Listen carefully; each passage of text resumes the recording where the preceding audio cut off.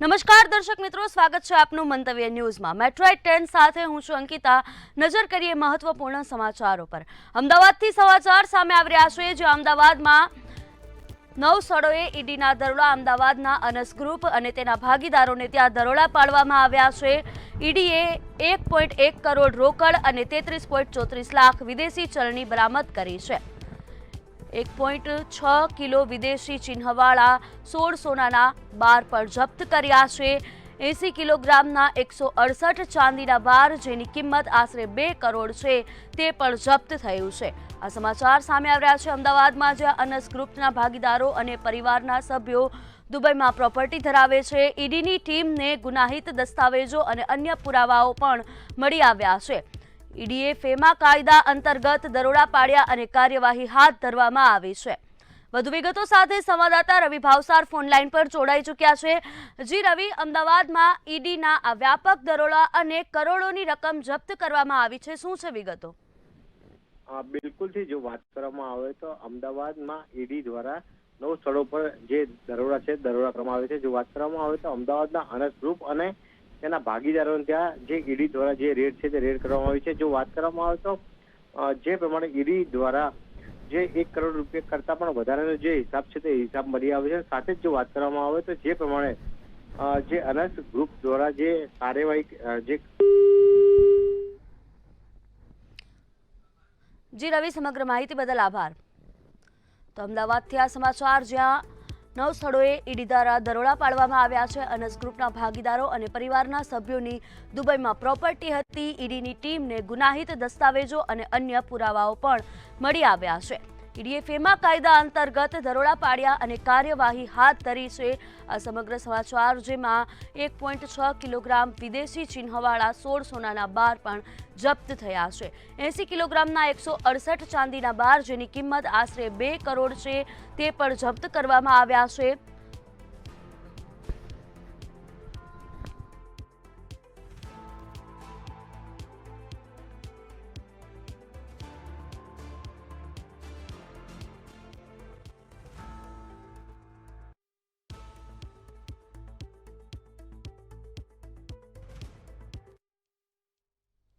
વડોદરાથી સમાચાર સામે આવી રહ્યા છે, જ્યાં વડોદરા જિલ્લા પંચાયતનું જાહેરનામું બહાર પાડવામાં આવ્યું છે। વડોદરાથી આ સમાચાર, જેમાં જિલ્લા પંચાયત દ્વારા પંચાયતની સીટોનું જાહેરનામું બહાર પાડવામાં આવ્યું છે।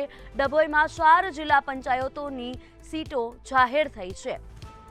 3 સીટો સામાન્ય જાહેર કરવામાં આવી છે। વડોદરાથી આ સમાચાર છે, જેમાં પંચાયતની સીટોનું જાહેરનામું બહાર પાડવામાં આવ્યું છે। ચાંદોદ જિલ્લા પંચાયતમાં સામાન્ય સ્ત્રી,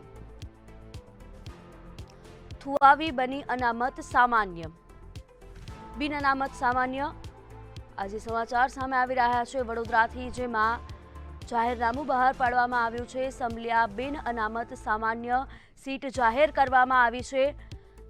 કાયા વરોહણ સામાજિક અને શૈક્ષણિક રીતે આ સીટ જાહેર કરવામાં આવી છે। અગાઉ પણ સામાન્ય સીટો જાહેર થઈ હતી।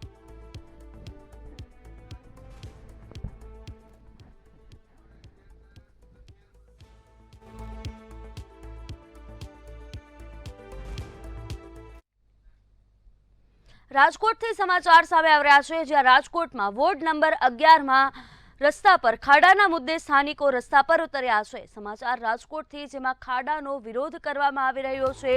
રાજકોટના વોર્ડ નંબર 11માં રસ્તાના ખાડા મુદ્દે સ્થાનિકોનો વિરોધ। રાજદીપ સોસાયટીમાં થાળી ચમચી વગાડી અને અનોખો વિરોધ કરવામાં આવ્યો છે। ખાડાઓથી અકસ્માતોમાં વધારો થતા રહેવાસીઓમાં ભારે રોષ જોવા મળ્યો અને આ વિરોધ પ્રદર્શન કર્યું। અનેક રજૂઆતો છતાં સમસ્યા યથાવત જોવા મળતા મહાનગરપાલિકા સામે આક્રોશ ઠાલવ્યો છે। વહેલી તકે રસ્તાના સમારકામની માંગ સાથે બેચનું પ્રદર્શન કર્યું। આ સમાચાર સામે આવી રહ્યા છે રાજકોટથી, જેમાં ખાડાને લઈને સ્થાનિકોમાં ભારે રોષ જોવા મળ્યો। સોસાયટી આસપાસના ખરાબ રસ્તાથી લોકો ત્રાહિમામ પોકારી ચૂક્યા છે। ખાડા મુક્ત રોડ બનાવવાની માંગ સાથે ઉગ્ર આ વિરોધ પ્રદર્શન થયું। ખાડાઓથી અકસ્માતોમાં વધારો થતા રહેવાસીઓમાં ભારે રોષ જોવા મળ્યો હતો।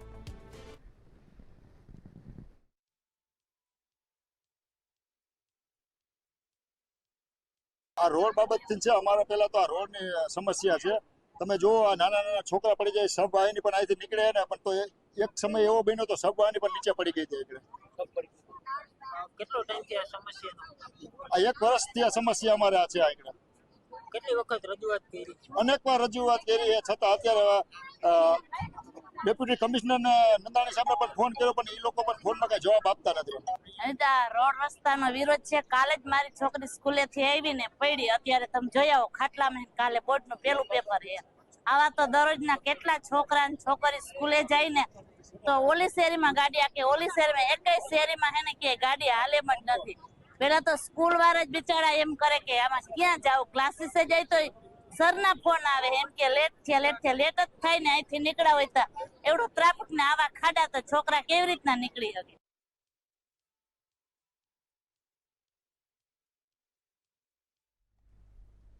સુરતમાં પરિવારે સામૂહિક આપઘાત કર્યો છે, જેમાં 3 લોકોના મોત થયા છે અને એક દીકરીને સારવાર માટે હોસ્પિટલ ખસેડાઈ છે.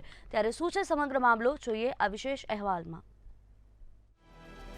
સુરતના વિશ્વ વિસ્તારમાં સામૂહિક આપઘાતની ઘટના. પતિ પત્ની અને 2 દીકરીઓએ ઝેરી દવા પીધી. એક જ પરિવારના 3 સભ્યોના થયા મોત. ઘટનામાં એક દીકરીનો સદનસીબે બચાવ. સુસાઇડ નોટમાં વૈભવ રૂંગટા દ્વારા ત્રાસનો ઉલ્લેખ.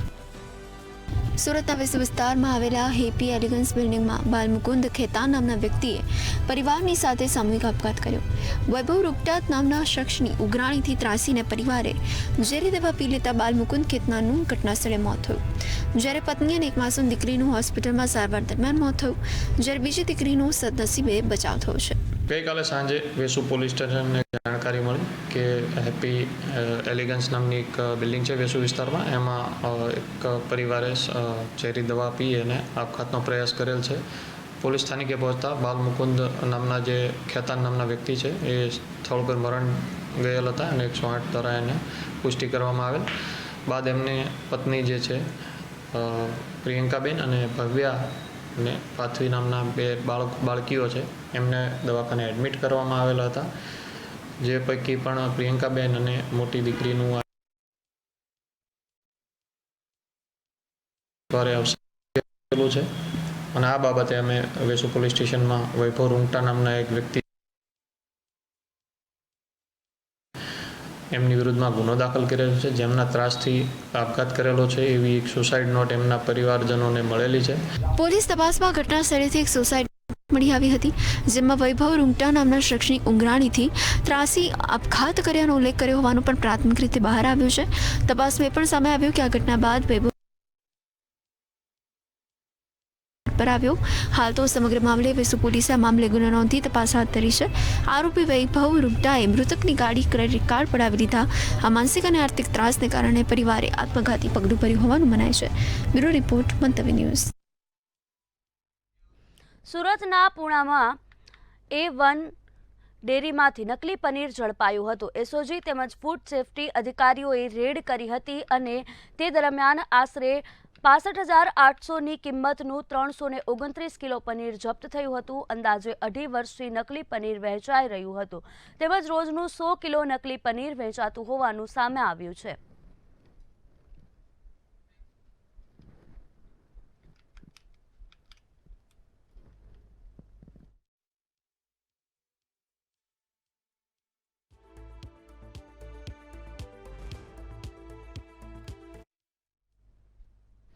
ભાવનગર પીજીવીસીએલ સર્કલ વિભાગ દ્વારા દર વર્ષે ફેબ્રુઆરી અને માર્ચ માસમાં વીજ ગ્રાહકો પાસેથી બાકી નીકળતી લેણાની રકમ વસૂલવા માટે મેગા ડિશ કનેક્શન કામગીરી હાથ ધરાતી હોય છે, જે અંતર્ગત આજરોજ 38.83 કરોડ રૂપિયા વસૂલવા માટે 320 ટીમ ઉતારવામાં આવી છે. આ ટીમને 6,400 કનેક્શન કાપી નાખવા ટાર્ગેટ આપવામાં આવ્યો છે.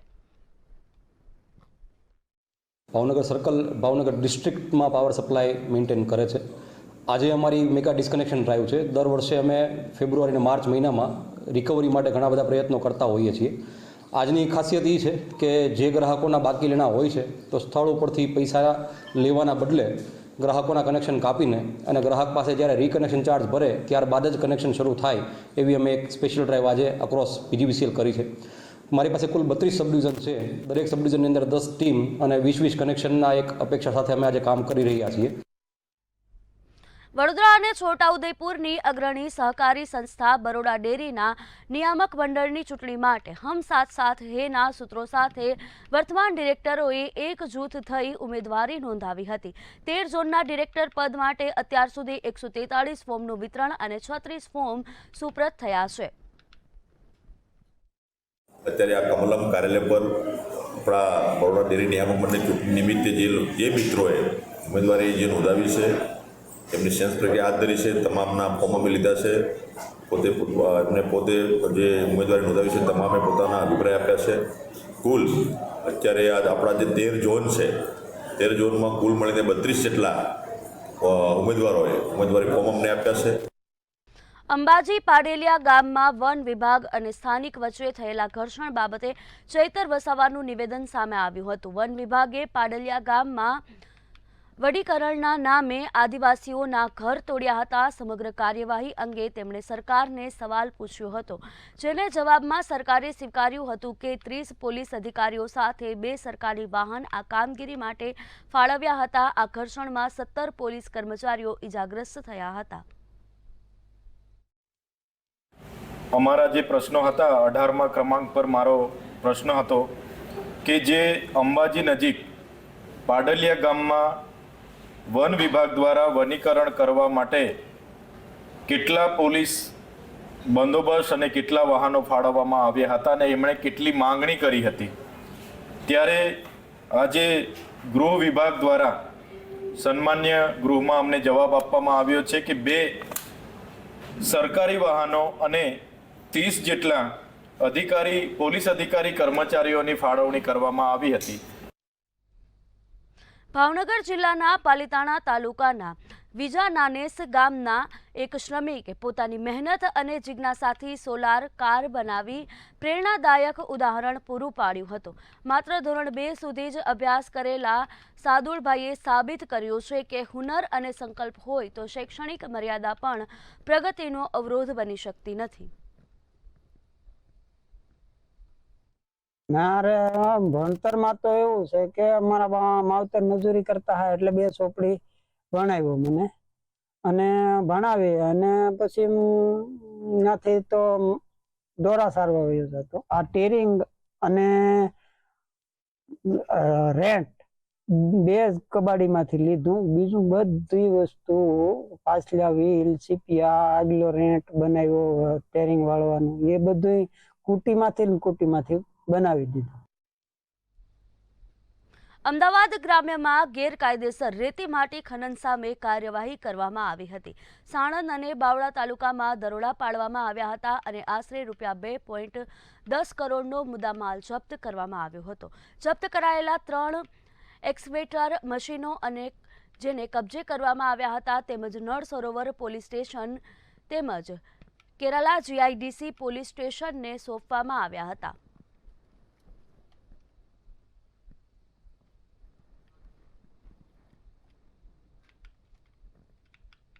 અમદાવાદના સરદાર વલ્લભભાઈ પટેલ ઇન્ટરનેશનલ એરપોર્ટ ખાતે કુદરતી આફતો દરમિયાન વિવિધ એજન્સીઓ વચ્ચેની સજ્જતા અને સંકલનની સમીક્ષા કરવા માટે આપત્તિ વ્યવસ્થાપન સંબંધિત મોક એક્સરસાઇઝ યોજવામાં આવી હતી. આ કવાયતનું આયોજન NDMA દ્વારા AAI, GSDMA અને NDRFના સહયોગથી કરવામાં આવ્યું હતું.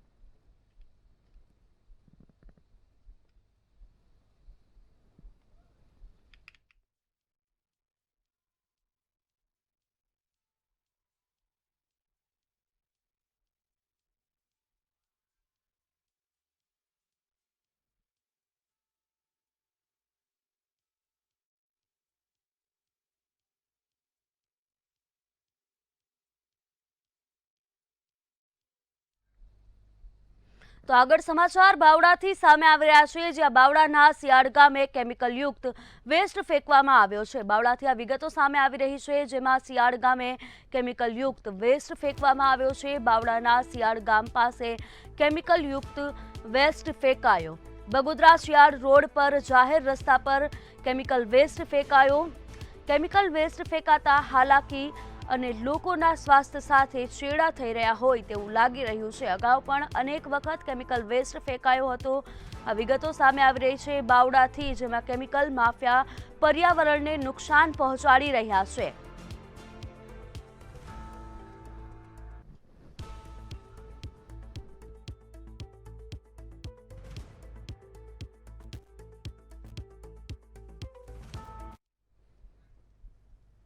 આગળ સુરેન્દ્રનગરથી સમાચાર સામે આવી રહ્યા છે, જ્યાં સુરેન્દ્રનગરમાં સાયલા ક્વોરી ઉદ્યોગની માંગણી સરકારે સ્વીકારી છે. સુરેન્દ્રનગરથી આ સમાચાર, જેમાં સાયલા ક્વોરી ઉદ્યોગની માંગણી સરકાર દ્વારા સ્વીકારવામાં આવી છે. સાયલા ક્વોરી ઉદ્યોગની માંગણી સરકારે સ્વીકારી છે. 21 દિવસ બાદ સરકાર સમક્ષ બેઠક બાદ સુખદ સમાધાન થયું છે. સુરેન્દ્રનગરથી આ સમાચાર, હડતાલને લઈને ટ્રકો મજૂરો માટે ખુશીના સમાચાર સામે આવ્યા છે. 21 દિવસ સુધી મજૂરો તથા ટ્રકો પર રોજીરોટીની અસર પડી હતી. આમ તો અમારું સુરેન્દ્રનગર મિલિટરી ફોરેસ્ટ એસોસિએશન છેલ્લા 21 દિવસથી ધંધાનો ધન બંધ કરી જાય, પણ ગઈકાલે અને આજે અને મુખ્યમંત્રી અને ગૃહમંત્રી, અમારા કમિશનર, એણે અમને બોલાવ્યા હતા અને રૂબરૂ જ્યાં હતા. તો જે કંઈ અમારા પ્રશ્નો અમે રજૂ કરેલા હતા એ તમામ પ્રશ્નોનું હકારાત્મક ધોરણ અપનાવ્યું છે અને જે અમારી મુશ્કેલીઓ હતી ખાતરી આપી તમે ચાલુ કરીને આવો, પછી અમે બધું તમારું જે કંઈ છે એ બધું કરી દઈશું. પણ તમારું બંધ છે અને તો અમે આવડી મોટી સરકાર આ પ્રશ્નનું નિરાકરણ લાવવું હોય તો પહેલાં કામ ધંધો ચાલુ કરો. રાજકોટના સદ્દર બજાર પાસે એક કાર બેકાબુ બની છે અને પાનના ગલ્લે ઉભેલા લોકોને અડફેટે લીધા છે. રાજકોટથી આ સમાચાર, જ્યાં રફતારનો કહેર જોવા મળ્યો છે. સદર બજાર પાસે એક કાર બેકાબુ બની અને પાનના ગલ્લે ઉભેલા લોકોને અડફેટે લીધા છે. સમગ્ર ઘટનાના દ્રશ્યો પણ આપ ટીવી સ્ક્રીન પર જોઈ શકો છો.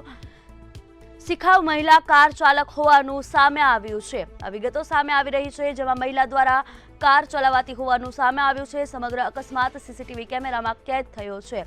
કોઈ જાનહાનિ ન થતા આ એક ઘટના બની છે, જેમાં લોકોમાં ભયનો માહોલ જોવા મળ્યો છે.